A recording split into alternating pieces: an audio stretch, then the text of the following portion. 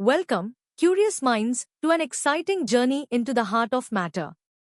Today, in our CBSE Class 9 Chemistry chapter on the structure of an atom, we are uncovering one of the most astonishing discoveries, the atom's true nature. We'll explore how scientists concluded that an atom is mostly empty space with a tiny, dense, positively charged nucleus. Get ready to delve into this fascinating topic across 4 levels of understanding, from easy basics to competitive insights. Ready to peek inside an atom? Let's start with the basics of how scientists figured out its incredible structure. Imagine firing tiny bullets at a target. That's similar to what Ernest Rutherford did in his famous alpha particle scattering experiment. He shot positively charged alpha particles at a very thin gold foil. His goal was to see how these particles interacted with the atoms in the gold. The setup involved a radioactive source emitting alpha particles, a gold foil, and a screen to detect where the particles went after hitting the foil.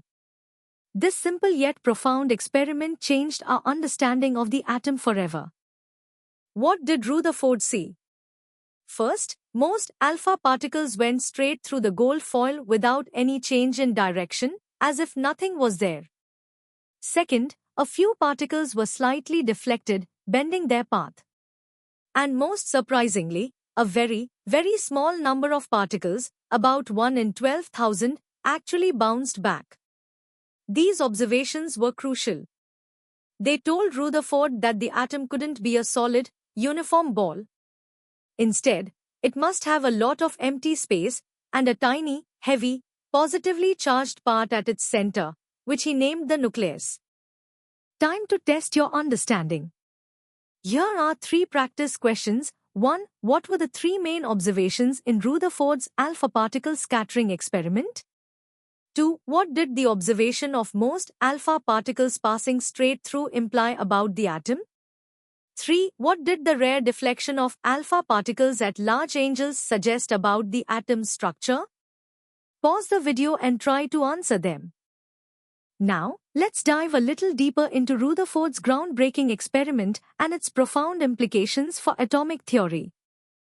Rutherford's experiment, often called the Giga-Marsden experiment, used a beam of fast-moving alpha particles, which are essentially helium nuclei.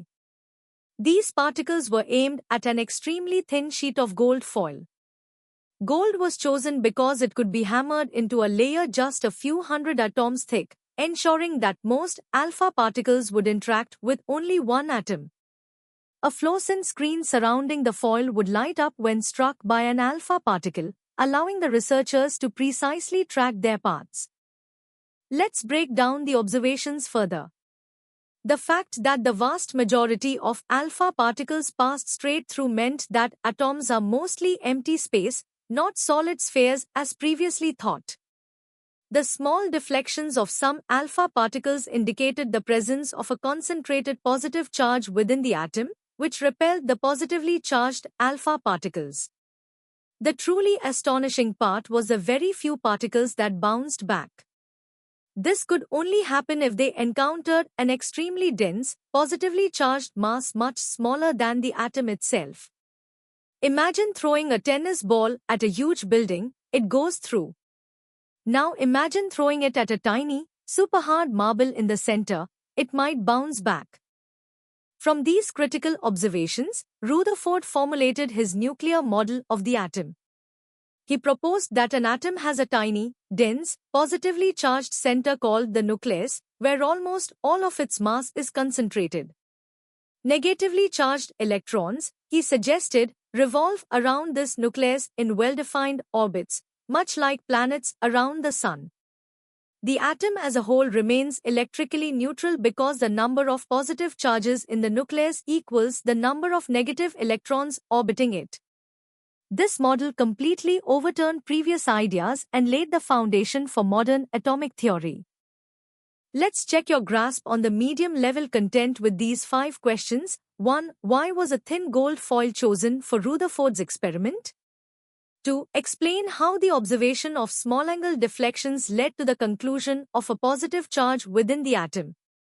3. What is the significance of the term nucleus in Rutherford's model? 4. List 2 key features of Rutherford's nuclear model. 5. What crucial aspect of earlier atomic models did Rutherford's experiment disprove? Take your time to think through the answers. Ready to challenge yourself? Let's analyze Rutherford's experiment with greater depth and connect it to broader scientific theories. The precision of Rutherford's experiment allowed for quantitative analysis.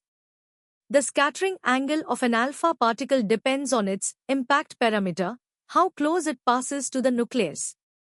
A head-on collision with an impact parameter of 0 results in a 180-degree deflection.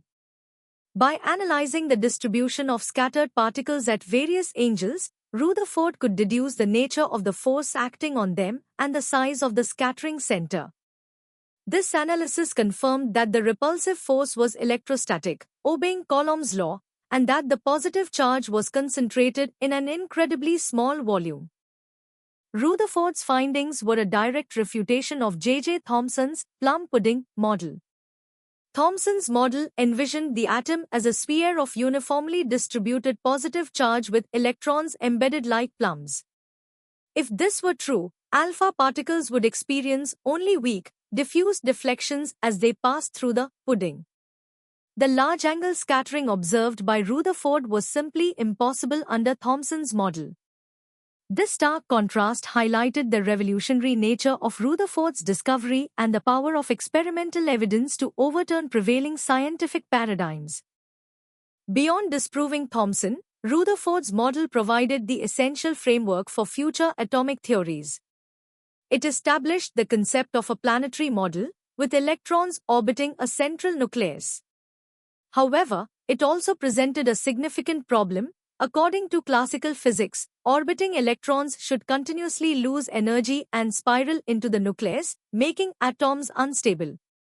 This stability problem was a major challenge that paved the way for Niels Bohr's quantum model, which introduced the idea of quantized energy levels and stable electron orbits, thus bridging classical and quantum physics. Here are 7 challenging questions to deepen your understanding. 1. Explain the concept of impact parameter in alpha particle scattering. 2. How did the quantitative analysis of scattering angles help determine the size of the nucleus? 3. Detail the fundamental difference between Rutherford's model and Thomson's model regarding the distribution of positive charge. 4. What was the main limitation of Rutherford's model that led to the development of Bohr's model? 5. Why was gold foil particularly suitable for this experiment? 6. Describe how the electrostatic force played a role in the deflection of alpha particles. 7. If the atom were as big as a cricket stadium, how big would its nucleus be, proportionally? Let's push our understanding to the highest level.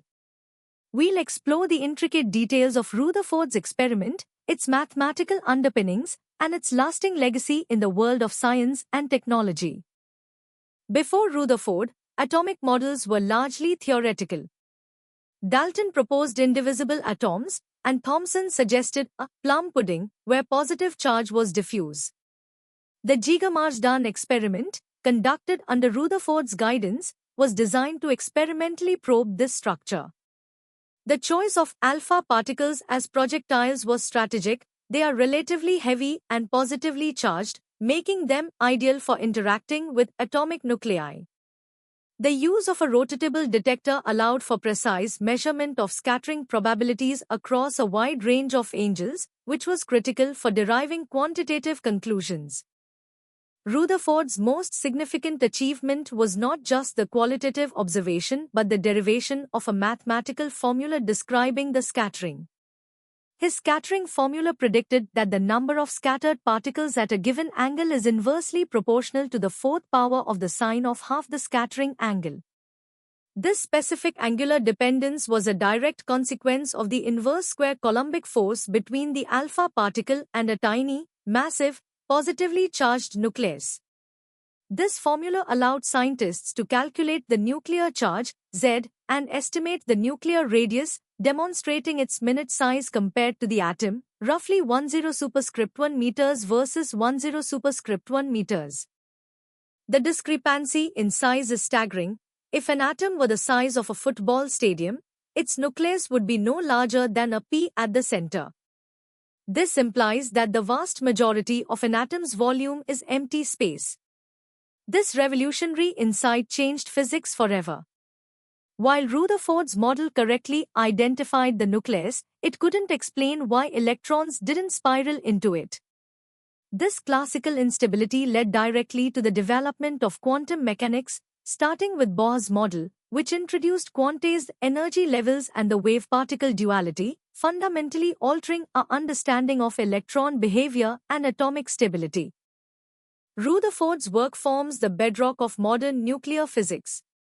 The principles of scattering experiments are still used today in particle accelerators to probe the fundamental constituents of matter, like quarks and leptons.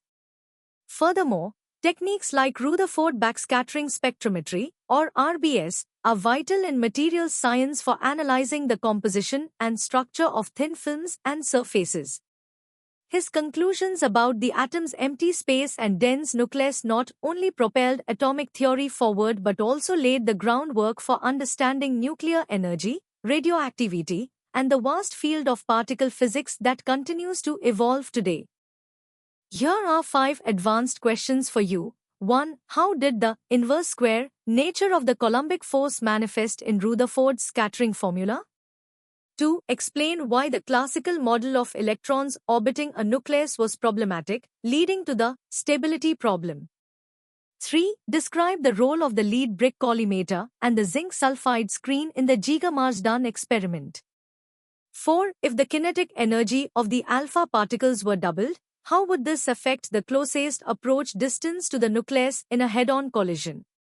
5. Beyond atomic structure, name 2 modern scientific fields or technologies that directly utilize principles derived from Rutherford's work. Continuing with 5 more challenging questions. 6. What crucial evidence from the scattering experiment definitively disproved Thomson's plum pudding model? 7. How does the atomic number, Z, of the target nucleus influence the scattering probability of alpha particles, according to Rutherford's formula? 8. Discuss the historical significance of the Giga-Marsden experiment in the broader context of scientific model development. 9. If an alpha particle has an impact parameter much larger than the nuclear radius, what would be its expected scattering trajectory? 10. How did Rutherford's model provide a necessary precursor for the development of Bohr's quantum model of the atom? And that brings us to the end of our deep dive into the fascinating conclusions from Rutherford's experiment. We've journeyed from the basics of an atom's empty space to the intricate details of nuclear physics. I hope this exploration has sparked your curiosity and deepened your understanding. For more such engaging and comprehensive educational content, make sure to visit synapse.omaps.in. Don't forget to like this video, share it with your friends, and subscribe to our channel for regular updates. Keep learning, keep exploring, and stay curious.